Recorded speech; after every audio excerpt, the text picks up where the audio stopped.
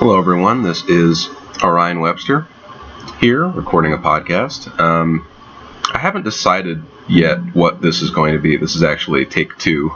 I'm recording this on Audacity, and I realized that I didn't have the mic, the right microphone selected, because I'm using the microphone on my laptop rather than the one on my headphones, because they are broken now. But yeah, I haven't decided if this is going to be a part of the Homegrown Intellectuals yet. Something that I've been thinking about. My co-host Brian has been away for better part of summer, and I guess I had a lot of time. I still plan to do the Homegrown Intellectuals with him once he gets back, so that's not going anywhere, but I've had a lot of time to think about podcasting, and I guess one of the things I realized is that there are some topics that I want to get into, and certain things that I want to say, and certain things I want to be able to think through in the way that I do it, that, number one, Brian is not as accustomed to and is not as comfortable with, and also in a way that, well, I guess really what I'm saying is there are a number of basic reasons. One of them is that some of the things that I might say here could potentially interfere with his ability to work, right? Because it probably is the case, and I've already recorded some podcasts, some of which that I haven't uploaded, where I've said some very controversial things that I do think could get, not myself, because I'm not employed, at least not to anyone but myself at this moment, but for him and for others, I think it could pose a real threat to their careers, among other things, if we're kind of caught saying things that are not only unpopular, but saying things that in the current, and I'm sure some of you are familiar with this, but I do think this goes beyond censorship. I think if you say something unpopular, for instance, if you talk about,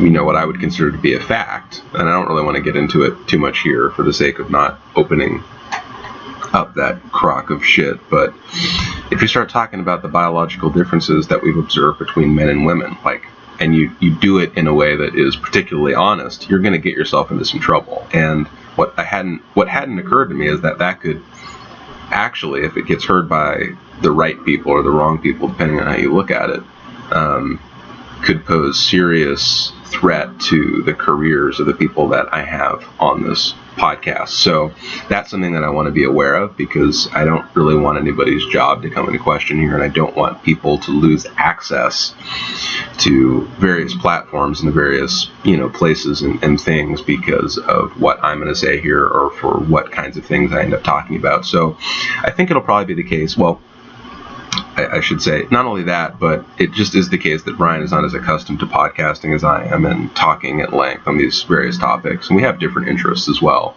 I do really enjoy podcasting with him, and it's better than having a monologue where I just kind of get to hear myself talk for however long. But sometimes there are certain ideas that I can only properly lay out if I have, an hour to do so. And he, and this isn't to say that he won't build up to this, but at this point in time, he's preferring more like half an hour episodes, which isn't necessarily a bad thing, right? I don't know exactly how I'm going to format my own podcast if I decide to have another separate one here. It might be the case that I end up splitting the episodes that I record, like maybe I record an hour and a half and then I split them up into multiple parts. I haven't really decided yet. Another thing that probably is going to change a little bit is that I kind of want this to just be a little bit more laid back than I've been trying to make some of the other podcasts, right? I'm recording this in the morning, it's like 10 o'clock now where I'm at in the Northwest. I'm just kind of sipping my coffee. And, what I realized is that, going on something that Tim Ferriss was saying, you can always edit mistakes out, but you can't add good things back in. And some of you might know, I've been pursuing kind of a writing career lately, just kind of on my own. I've been posting on a blog the past couple of days and putting that together. And, the thing about writing that's so different from podcasting, even though I'm really interested in the podcasting sphere as well, is that, I don't have to get my words on the page right the first time. I have I have infinite time effectively to review my work before it ever sees the light of day. And that isn't necessarily true with podcasting. If I decide that my podcast has to be perfect, what often ends up happening is, I'm sitting there kind of censoring myself and then not allowing certain good things to be in there because I'm worried about how they might come off. And I don't really want to do that. So I want to just set the bar, not low, but I want to set the bar for you guys to where, there might be some silence in there for a few seconds, or I might sip my coffee like right now. And I hope you guys can just kind of bear with me.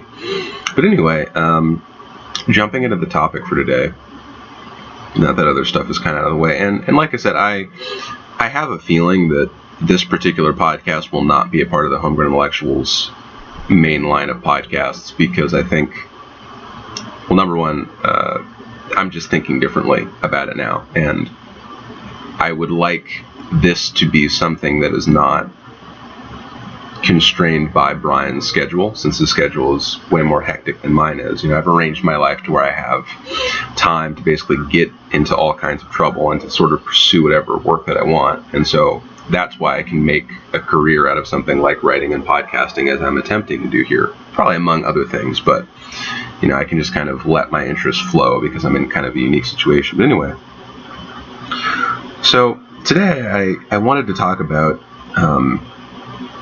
something that has been an interest of mine for a while, something that I've been thinking about over the past sort of week or two, and that is this idea of individuality and how it applies to life and work and nutrition and everything else.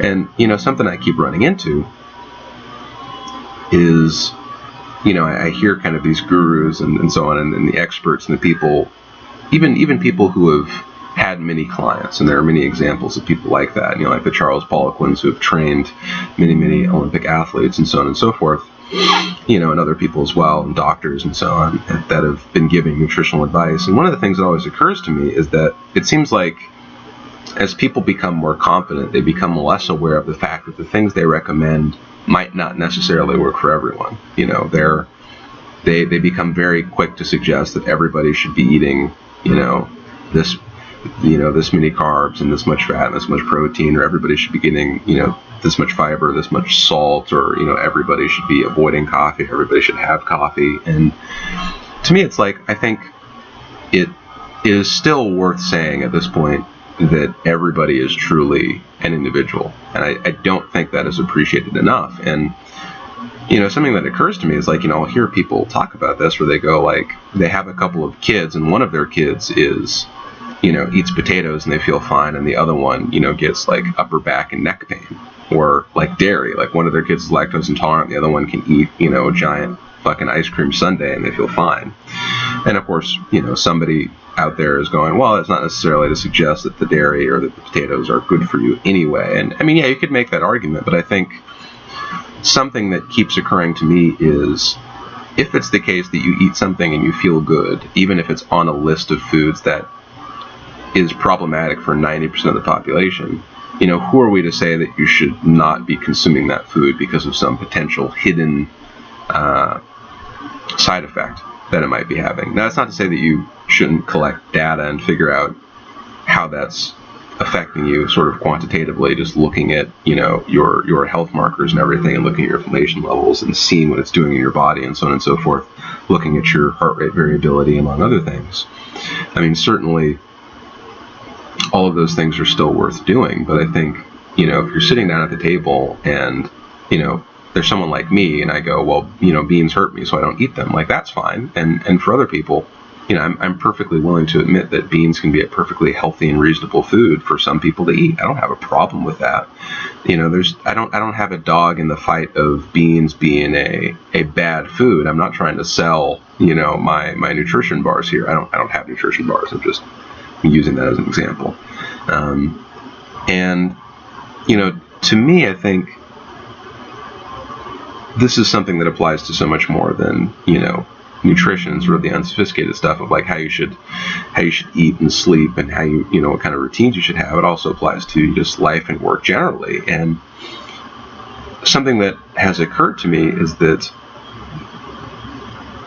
you know, I think what makes people great is that they get to a point where they kind of spread their own wings, or they come up with their own ideas, and they build their own routines and come up with systems that are really true to themselves and that work really well for them. And they're not particularly worried about whether or not it works for others, and they're not particularly worried about whether some guru told them it was okay. They really are just looking at results and looking at whether or not the thing that they're doing works for them. And, you know, I find that to be really fascinating.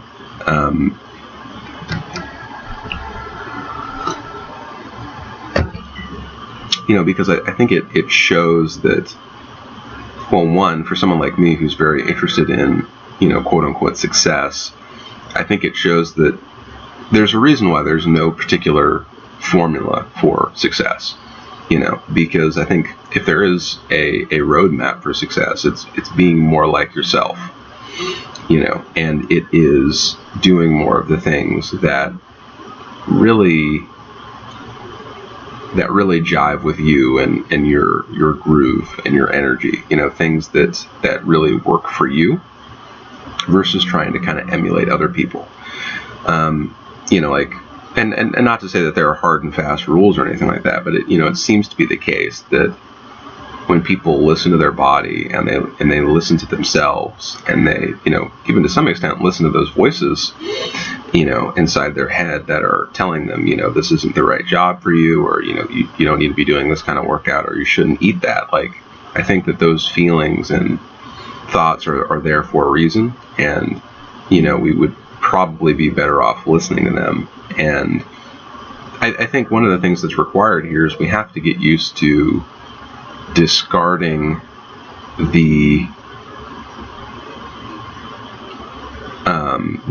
advice and this idea that you have to get your program from someone who quote unquote knows what they're talking about. You know, like, I think we have to be okay with experimenting and with doing things that work for us, you know.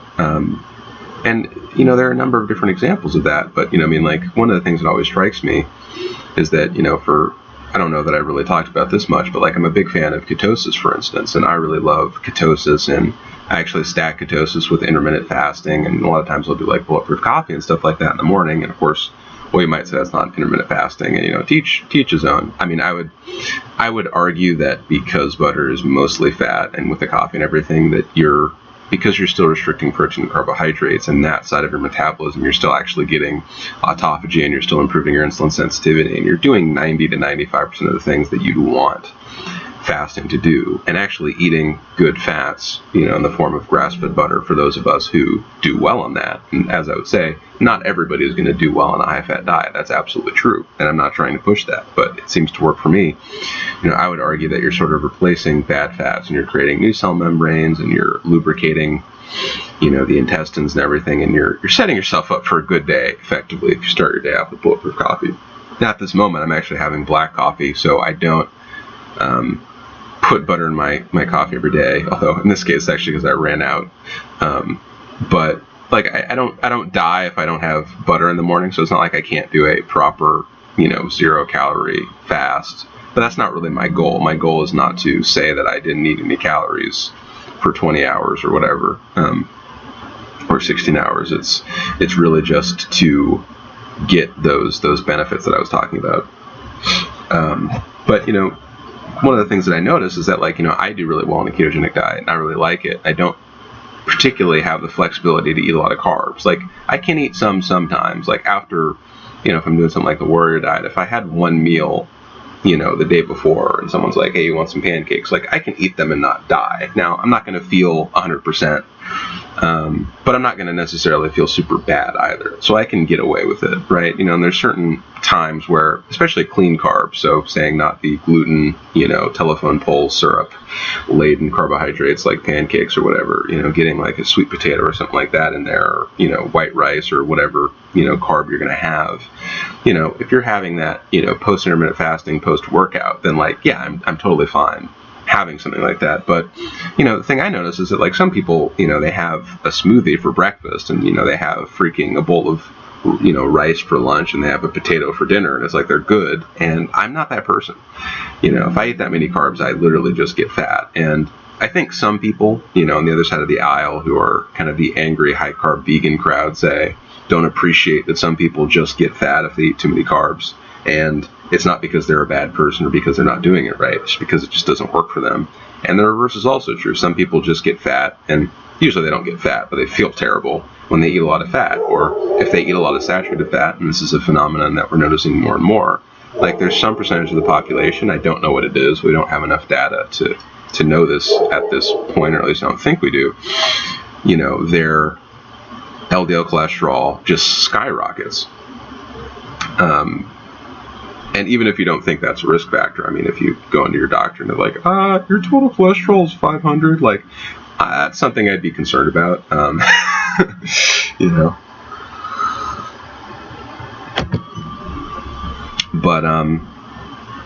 But yeah, I think it's so fascinating how individual we are. The fact that, somebody can have children, and literally one of the children is really fundamentally a different person in what kind of habits and routines they're going to want, what kind of foods serve them well, and what kind of thought mechanisms they're going to have that's going to create success for them versus their siblings sitting across the dinner table. I mean, it is really interesting to me that that's the case. And again, it's even beyond, sort of clumsily tracking your heritage, where you go like, oh, I'm this much German and I'm this much, fucking Jamaican or something. I don't know. I'm, just making things up, Irish or something like that.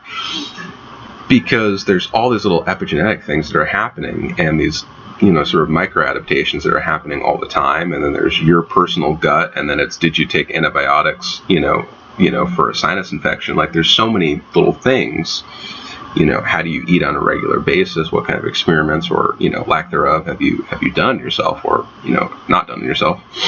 I think all those things are so interesting, and they really affect the outcomes. Like it seems that short of really getting to know your body and really, maybe kind of meditating on it, but also experimenting and getting data, and maybe, getting a kind of gut profile and looking at the various species there and the diversity and the population of each and everything, and, getting the biome test or whatever else, and looking at your food intolerances. Like, short of that kind of stuff, it is amazing how difficult it is to get a proper handle on what you should be eating. And yet, having said all that, I think we tend to deny the best sensors we have, which is the billions of little sensors inside our body that just give us a feeling that, hey, you just ate something you weren't supposed to, and I picked it out, you had some onion, and actually that's not jiving with the setup you have here, so stop eating that. And what do? We have onions again the next day, or we go eat out with friends and we have our favorite, onion and meatball sub or whatever, and, we're not doing ourselves any favors. Now, I'm not saying I haven't been guilty of that, or that, we're bad people for making those choices or anything like that, but we tend to deny the power of our intuition, especially when it's most applicable. Like, I can understand how people might be skeptical of applying their intuition to figuring out high level math solutions or whatever, but I think to the things where really it's intended to come in and help us, like whether or not you're happy in your life, or whether or not you're surrounding yourself with the right people, or whether or not you're eating the right foods. Like, that's actually what our enteric nervous system is for. It's supposed to give us these signals that are kind of giving us a sense of what's working and what's not. And yet, and again, I'm not saying that I'm perfect here, but I think many of us tend to be bad listeners, and I suspect a lot of things would improve if we had,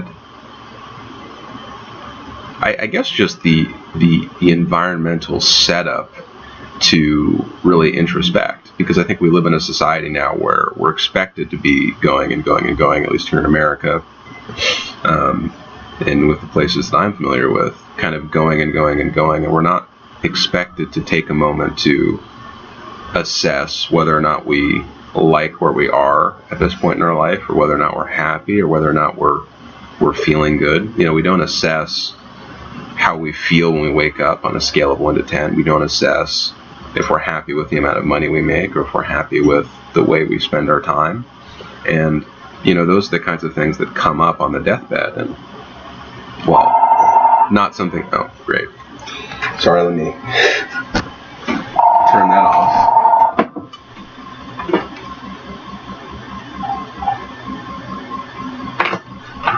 Sorry about that, guys. But, not that you guys would necessarily know this. I don't know if I've talked about it on the podcast, but certainly I am one of those people who believe that we can kind of achieve escape velocity, or at least greatly extend human lifespan within my lifetime, which I am, we'll just say I'm a young person, so, I could probably easily live another 8 decades. Let's put it that way.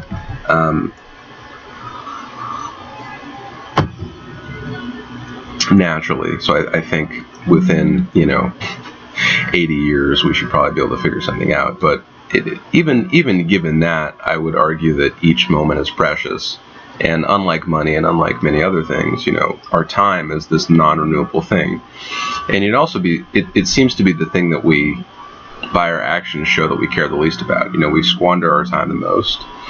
We,